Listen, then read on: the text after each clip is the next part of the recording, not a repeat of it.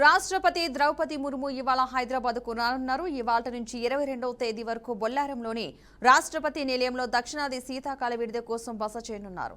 సాంప్రదాయంలో భాగంగా ప్రతి సంవత్సరంలో డిసెంబర్ నెలలో శీతాకాల విడిదిలో భాగంగా రాష్ట్రపతి హైదరాబాద్లో బస చేస్తారు.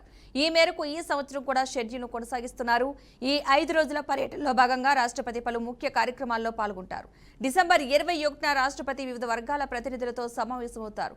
ఈ సమావేశం అనంతరం నిర్వహించే తేనీటి విందులో ముర్ము పాల్గొంటారు. చివరిగా డిసెంబర్ 22న ఉదయం ఆమె హైదరాబాద్ నుంచి తిరిగి ఢిల్లీకి బయలుదేరి వెళ్తారు. ఇదే అంశానికి సంబంధించిన పూర్తి సమాచారాన్ని మా ప్రతినిధి శ్రీనివాస్ అందిస్తారు. శ్రీనివాస్, చెప్పండి, రాష్ట్రపతి పర్యటనకు సంబంధించిన అప్డేట్స్ ఏంటి? Good morning Padma. రాష్ట్రపతి ద్రౌపది ముర్ము ఇవాళ హైదరాబాద్ కు రానున్నారు. ఇవాళ నుండి 22వ తేదీ వరకు బొల్లారంలోని రాష్ట్రపతి నిలయంలోని దక్షిణాది శీతాకాల విడిది కోసం బస చేయనున్నారు.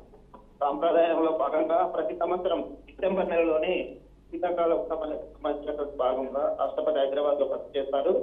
ఇదే విషయానికి సంబంధించి సంవత్సరం ఆనవాయితీ వస్తున్న అటు ఈ రోజు 5 రోజుల పాటు పర్యటనలో భాగంగా పర్యటించనున్నారు. ముఖ్యంగా 21వ తారీఖు రాష్ట్రపతి వివిధ వర్గాలకు సంబంధించినటువంటి ప్రతినిధులతో సమావేశం అవుతారు. ఈ సమావేశం అనంతరం నిర్వహించే తేనెటి విందులో ముర్ము పాల్గొంటారు. చివరికి డిసెంబర్ 22 ఉదయం ఆమె హైదరాబాద్ నుంచి తిరిగి ఢిల్లీకి బయలుదేరే ప్రయత్నం ఉన్నది.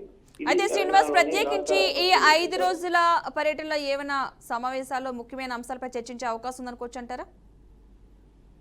ప్రధానంగా చూసినట్లయితే ప్రతి శీతాకాలం సమావేశాల్లోని హైదరాబాద్ కేంద్రంగా ఉన్నటువంటి మన పర్యటన ఉంటుంది. దీనికి సంబంధించి ప్రముఖులతోటి కూడా అంటే తేనెటి విందు కూడా ఉంటుంది. పర్యటనలో భాగంగా ఇక్కడ ఉన్నటువంటి డెవలప్మెంట్స్ కావచ్చు, ఇక్కడ సాంప్రదాయపరంగా ఉన్నటువంటి అనేక ఉద్యోగానికి సంబంధించినటువంటి విషయాలన్నిటి మీద సమీక్ష ఉంటుంది. ఈ సమీక్ష అనంతరం కూడా వివిధ రాజకీయ వర్గాలు కావచ్చు, ప్రజాప్రతినిధులు తేనెటి విందు కూడా ఉంటుంది. ఆ తేనెటి విందులో కూడా రాష్ట్రపతి పాల్గొని చేస్తారు. పద్మ.